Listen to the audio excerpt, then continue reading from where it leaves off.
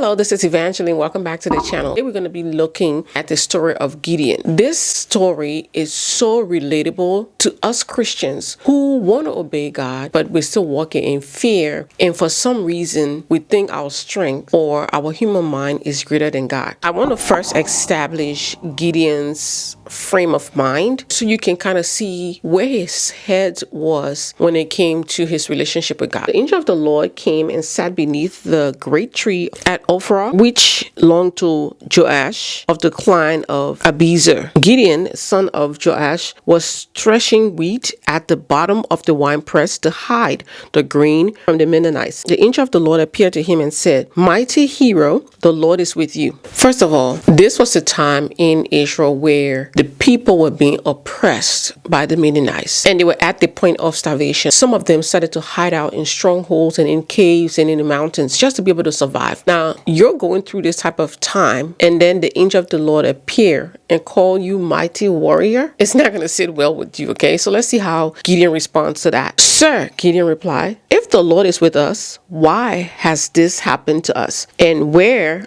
are all the miracles our ancestors told us about? Didn't they say the Lord brought us up out of Egypt? But now the Lord has abandoned us and handed us over to the Midianites." Then the Lord turned to him and said, "Go with the strength I have and rescue Israel from the Midianites, and I am sending you." Gideon responded, "How can I rescue Israel? My clan is the weakest in the whole tribe of Manasseh, and I am the least in my entire family." But the Lord said to him, "I will be with you. You will destroy the Midianites as if you were fighting against one man." Gideon "Man, I don't think you meant this was for me." This is just how we behave. God comes, he gave us an assignment. And the first thing we start doing, we start limiting ourselves. We start finding all the reasons why we're not capable of doing that assignment. We started talking about how incompetent we are. We start talking about how we were not learned. We start talking about we don't have a degree.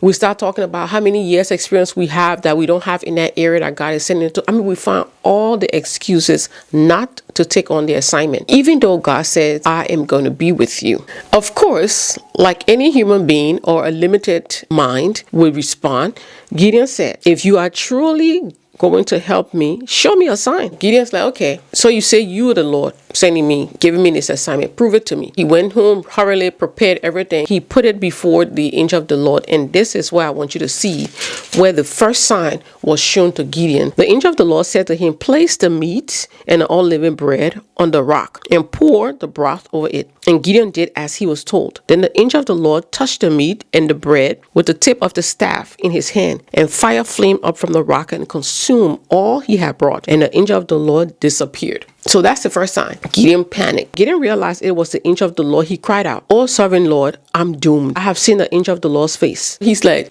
"Oh my God, I'm dead. I've seen the face of God." But the angel of the Lord had to encourage him to let him know everything was okay. So what God did in the next move is to test Gideon's obedience. And I want to pause here for a minute and share with you what God revealed to me when it comes to him testing our obedience.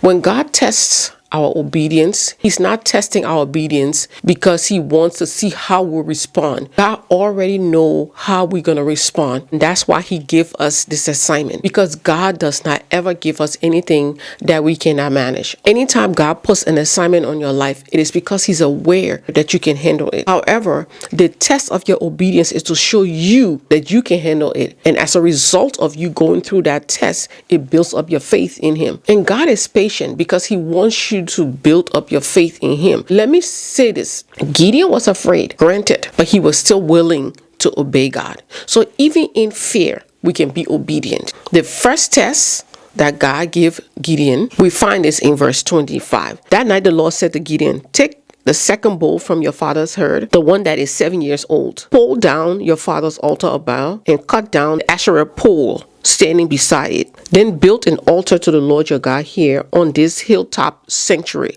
Laying the stones carefully, sacrifice the bull as a burnt offering on the altar, using as fuel the wood of the Asherah pole you cut down." Baal was the god, the false god that they worship in the area. So God is like, "Take that false god down and build an altar for me." And Gideon went ahead and did that. Gideon took 10 of his servants and did as the Lord commanded. You can see that he was still fearful.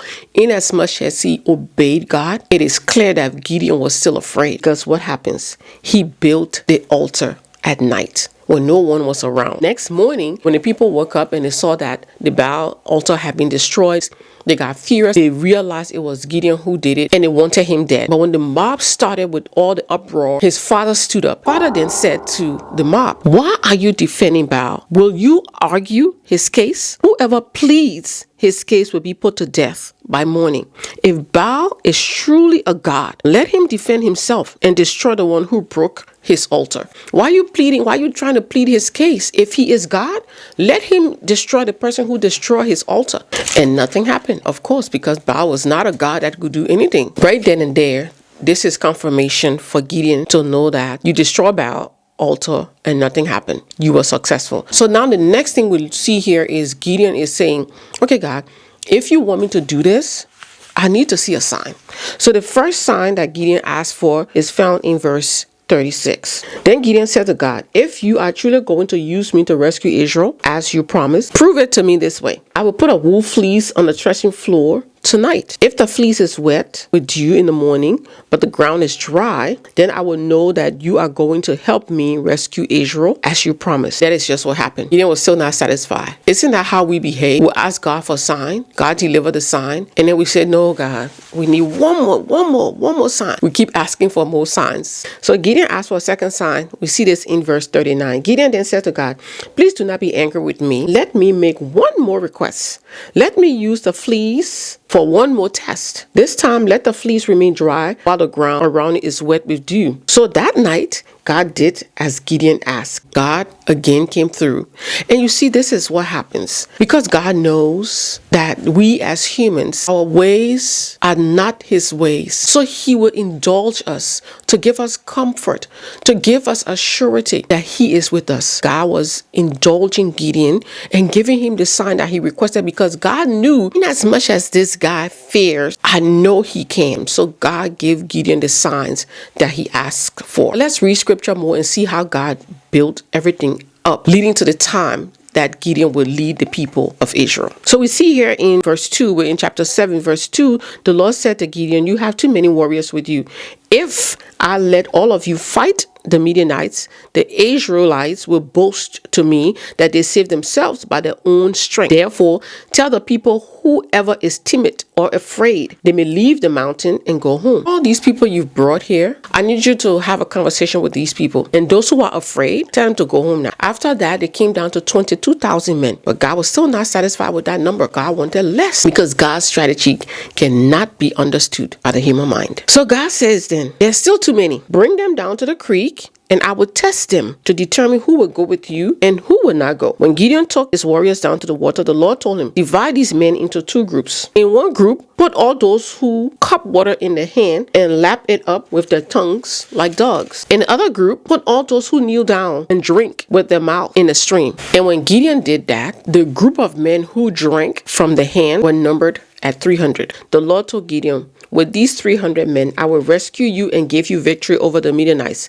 Send all the others home." Gideon didn't question, because I think at this point, Gideon realized that I'm not going to understand how God is going to do this, but I'm just going to be obedient, even while I'm fearful. At night, the Lord said to Gideon, "Get up, go down into the Midianite camp, for I have given you victory over them.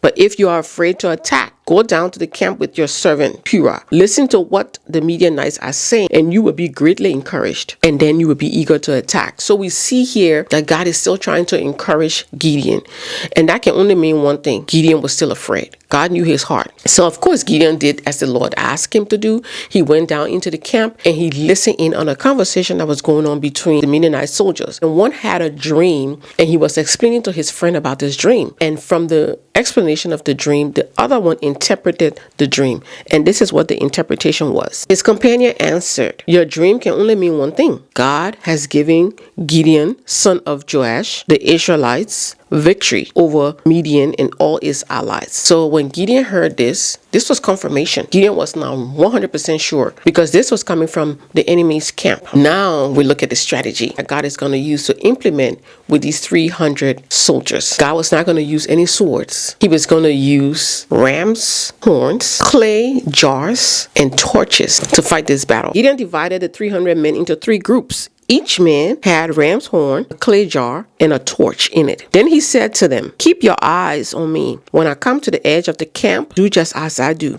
As soon as I and those with me blow the ram's horns, blow yours too, all around the entire camp, and shout for the Lord and for Gideon." And apparently during this time, that was when they did the guard change. Now we move into action. All three groups blew the horns and broke the jars.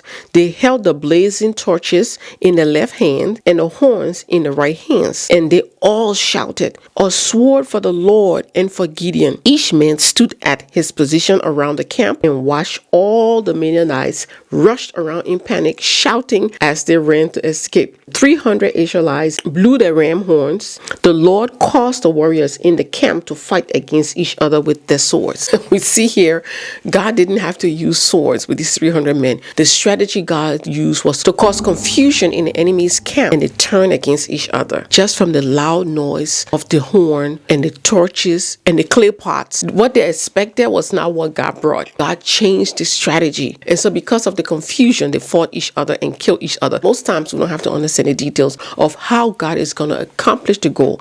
We just got to remember that He is there with us. He's in the midst of everything. So let's summarize this. What lessons can you pull from this experience?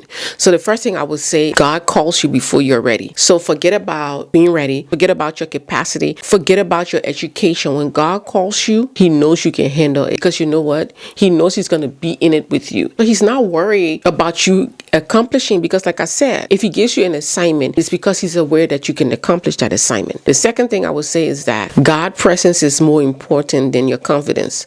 So He's not waiting for you to be confident to go. Just waiting for you to be obedient, because His presence is more important. And then also we see that God reduces your resources so you can rely on Him. So sometimes God might put you in a space where you will say, there is no way this is going to happen. You've thought it through. So if any good would come from that, you would say it had to be God. And finally, victory belongs to God. So God was doing all this because that victory is not ours.